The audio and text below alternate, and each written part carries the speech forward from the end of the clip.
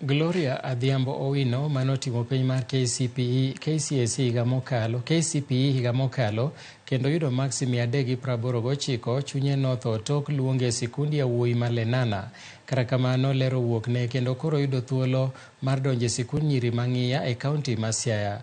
Maeri otimore tok board mar somo ma Siaya sub-county kokalo kuom jalup komishona Robert Ngetich ka giwacho ni ne chochni ema nobedo kendo oselosi. Japuonj maduong' mar Ng'iya Helen Juma owacho ni gise oro kwayo ne migawo mar somo mondo mi girwak Gloria e sikundno. Gloria kod jonyuol mare norwako okang' ma kamano ka giwacho ni koro dhi miyo gi yot.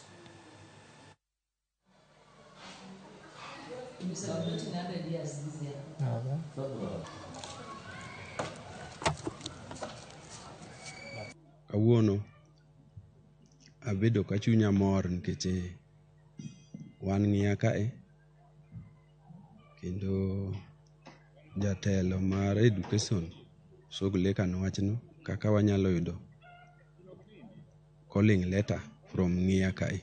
Koro wach momora saidi.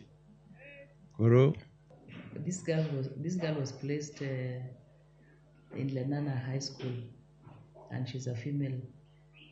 So today a team led by the DCC and our sub-county director of education, Siaya Central, Mr. Saka, brought the girl so that she can be admitted to Ng'iya Girls High School. What we have done is that I've placed a request to the ministry, which I know will be approved so that this girl can be absorbed in Ng'iya Girls.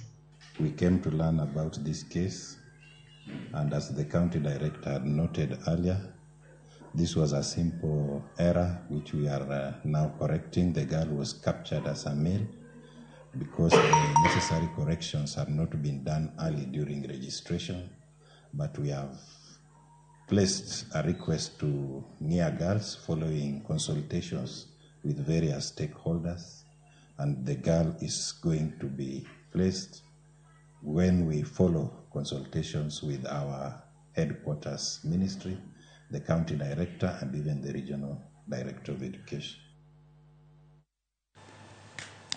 Jopuonjre mohewo gana